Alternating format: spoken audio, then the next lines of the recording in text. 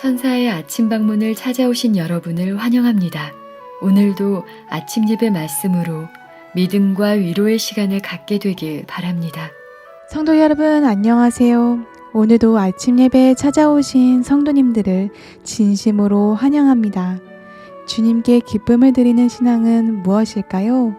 오늘과 내일 영생의 면류관에 대한 말씀을 통해 하나님을 찾는 자에게 상 주신다는 하나님의 약속을 믿고 힘차게 하늘 도성을 향해 전진하는 힘을 얻는 모든 성도님들 되시길 간절히 바랍니다. 이제 기도하겠습니다. 하늘에 계신 하나님 아버지, 이 세상을 살아가는 저희에게 하늘에 대한 소망을 날마다 묵상할 수 있도록 아침 예배의 말씀으로 지도해 주셔서 감사합니다. 날마다 받는 말씀을 하나님의 말씀으로 받고 그 말씀을 의지하며 살아가도록 인도해 주시옵소서. 주님, 고난과 근심, 걱정에 억눌린 분들이 계시다면 하늘을 바라보는 영적인 눈을 뜨게 하셔서 이 세상을 넉넉히 이기도록 도와주시옵소서. 오늘도 성령 하나님과 동행하기를 간절히 바라오며 이 모든 말씀 예수님의 이름으로 기도드립니다. 아멘. 안녕하십니까? 오늘은 신앙의 본질에 대해서 묵상하겠습니다. 성도 여러분, 기독교 신앙의 본질로 들어가면 신앙은 놀랍도록 단순하고 파워풀합니다. 오늘 말씀을 통해서 오늘날 교회가 잃어버린 신앙의 능력을 회복하게 되길 간절히 바랍니다. 주님께서 우리에게 어떤 신앙을 원하실까요? 저는 개인적으로 주께서 이런 신앙을 우리에게 원하신다고 믿습니다. 지금 시련과 고난이 있지만 용기를 내라. 죽는 순간까지 믿음을 굳게 지키라. 그리스도께서 부활하신 것처럼 우리도 부활과 불멸의 면류관을 받을 것이다. 사탄이 공격하고 시험해도 견디고 이겨야 한다. 주께서 나를 도와주실 것이다. 우리가 이런 신앙을 갖고 주님을 따라가면 주님의 마음에 큰 기쁨이 있는 것입니다. 오늘 말씀을 통해서 주님을 굳게 붙잡는 신앙이 무엇인지 우리가 한번 확인해 보려고 합니다. 자, 질문을 드립니다. 바울의 편지서 14개에서 가장 강조된 기별이 무엇일까요? 하는 질문입니다. 가장 강조된 것은 부활입니다. 주께서 부활하지 않았다면 성경 전체가 의미가 없습니다. 주께서 부활하지 않고 무덤 속에 여전히 남아있어서 흙이 되었다면 인류에게 아무런 희망이 없는 것입니다. 기독교도 존재할 수 없는 것입니다. 부활입니다. 자, 그렇다면 또 질문을 드리죠. 주님께서 부활하신 것처럼 그렇게 부활하신 사람들이 정말 있습니까? 하는 질문입니다. 예수님 외에 누가 부활했습니까? 주님을 굳게 붙잡고 죽은 성도들이 부활했다는 증거가 사실이 있습니까? 하는 질문을 우리가 생각할 수 있죠. 부활에 대한 엄청난 증거가 있습니다. 여러분들 아실 겁니다. 주께서 부활하실 때 무덤에서 잠자던 많은 성도들이 함께 부활했다고 성경은 말합니다. 마태복음 27장 50절부터 53절입니다. 마태복음 27장 50절 53절. 예수께서 다시 크게 소리 지르고 영혼이 떠나시다. 십자가에서 돌아가시는 마지막 장면이죠. 이에 성소 휘장이 위로부터 아래까지 찢어서 둘이 되고 땅이 진동하며 바위가 터지고, 왜 땅이 진동하고 바위가 터졌을까요? 무덤들을 열기 위해서입니다. 무덤이 열리며 자던 성도의 몸이 많이 일어나되, 분명하죠? 구약시대에 하나님을 충성스럽게 믿었던 거룩한 의인들이 무덤을 깨트리고 일어나는 것입니다. 예수의 부활 후에 저희가 무덤에서 나와서 거룩한 성 예루살렘 성에 들어가 많은 사람에게 보이니라. 성도 여러분, 이 장면을 생각해 보십시오. 엄청난 증거가 나타나는 것입니다. 주께서 십자가에 돌아가시고 3일 만에 부활하시자 주께서 세우신 그 피의 공로를 의지해서 그리스도의 십자가의 피의 보혈과 공로가 놀랍게도 존재한다는 사실을 증명하기 위해서 하나님께서 땅을 흔들고 지진을 일으켜서 사람들을 부활시키신 것입니다. 그들이 대낮에 예루살렘 들어가서, 이 부활한 성도들이 대낮에 예루살렘 성에 들어가서 대로를 걸은 것입니다. 유대 교회가 뒤집힌 것입니다. 많은 사람들이 지켜보았습니다. 성도 여러분, 하나님께서는 부활에 대한 확실한 증거를 주시고 신앙을 시작하는 것입니다. 그래서 사도들의 기별에 신약 성경의 부활에 대한 이야기가 그렇게 계속해서 이어지는 것입니다. 주님께서 부활하셨으니 너희도 주님을 믿고 순종하면 부활할 수 있다. 로마 황제를 두려워하지 말고 하나님을 두려워하라.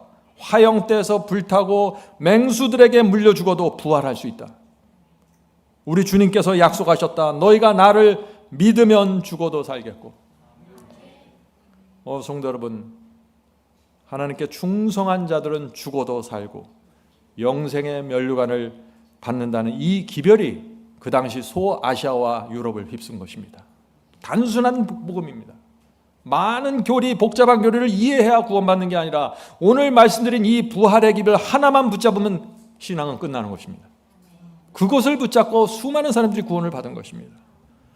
예수께서 부활 승천한 후 20년이 지나갔습니다. 서기 57년 바울은 고린도 교회에 또 놀라운 기별을 전합니다. 부활의 기별입니다. 고린도전서 15장 4절부터 6절.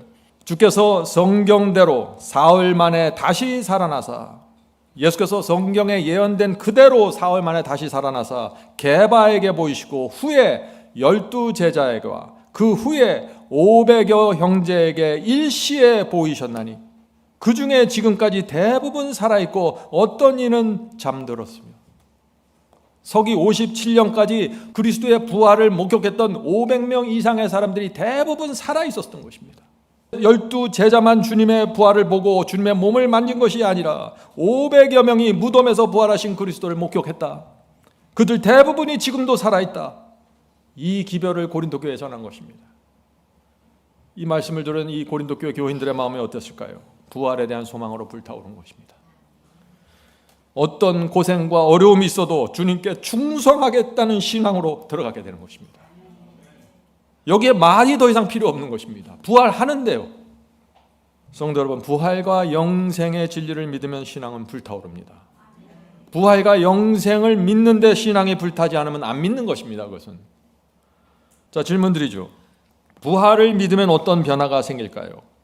인생은 내가 죽을 때 끝나는 것이 아니다.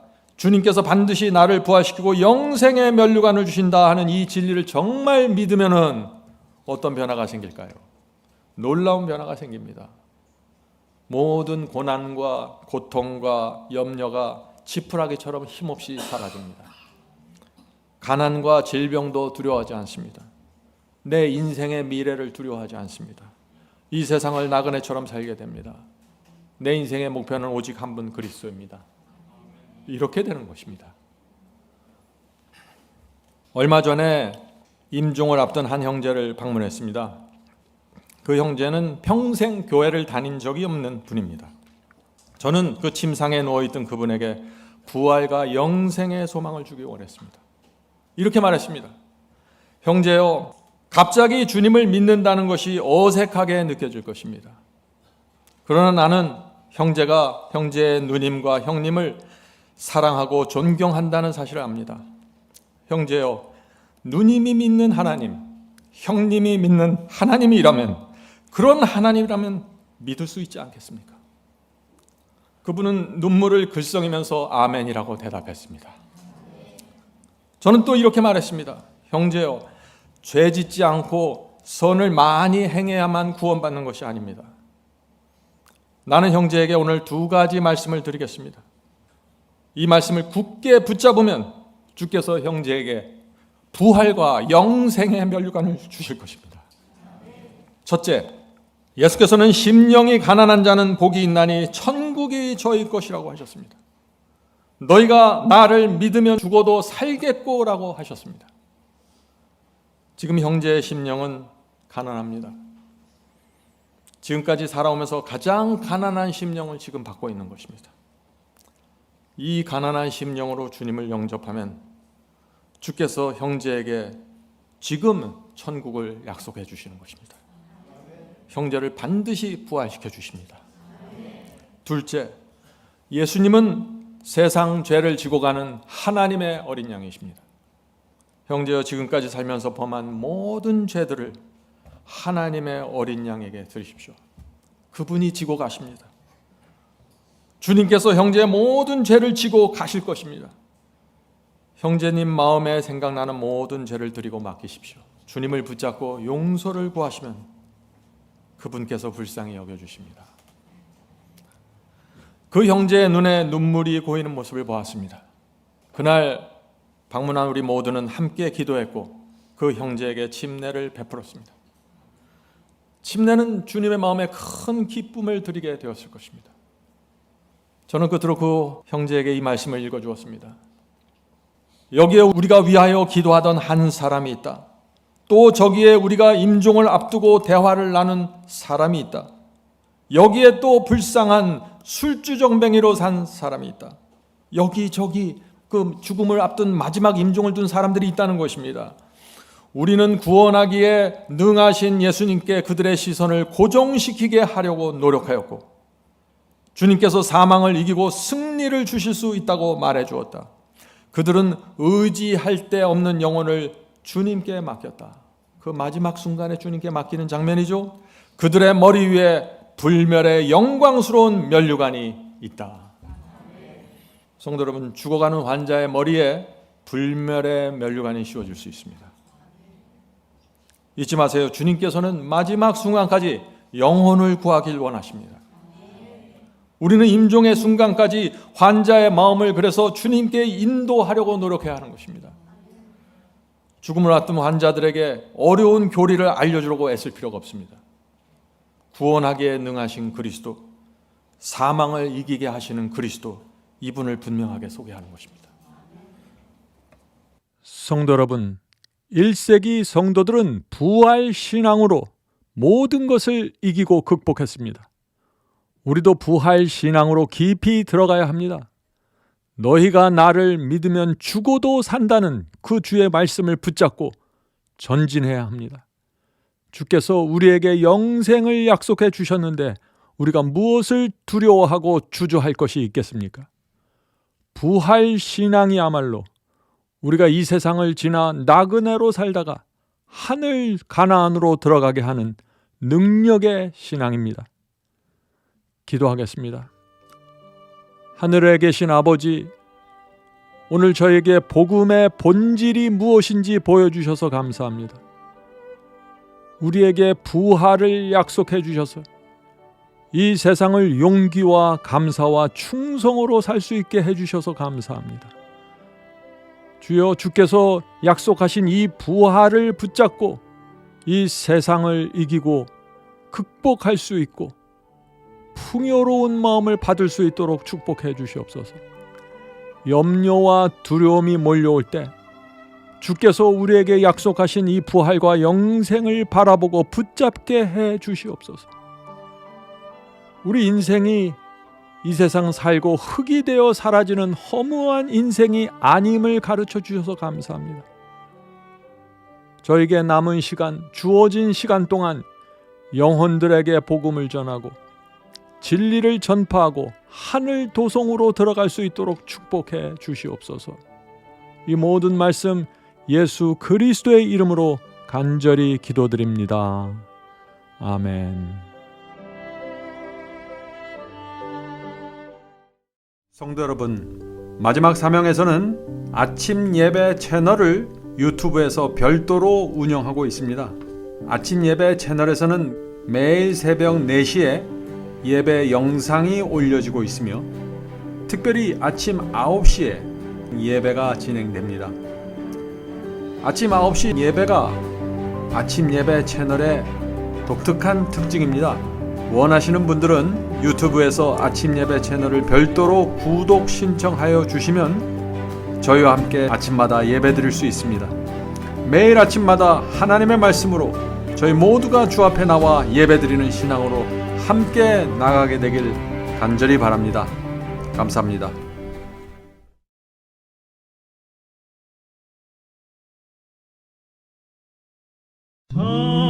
자비하신 주님의 손길 언제나 내 길을 따르네.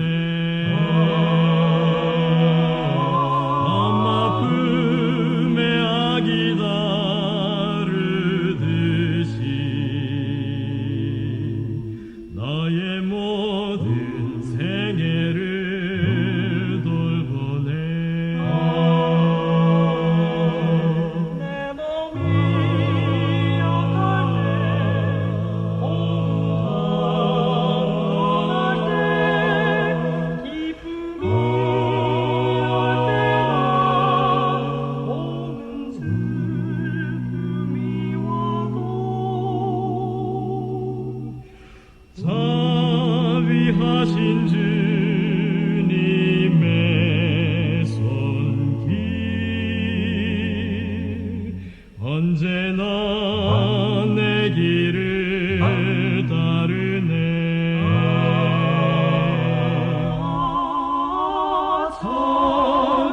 자비하신 주님의 손길 언제나 내 길을 따르네. 엄마 품에 아기 다루듯이 너의 모든 생애를 돌보네. 널 위한 주님의 오묘한 섭리는 앞길에 두려움 모두 없이 하시네. 자비하신 주님의 손길 언제나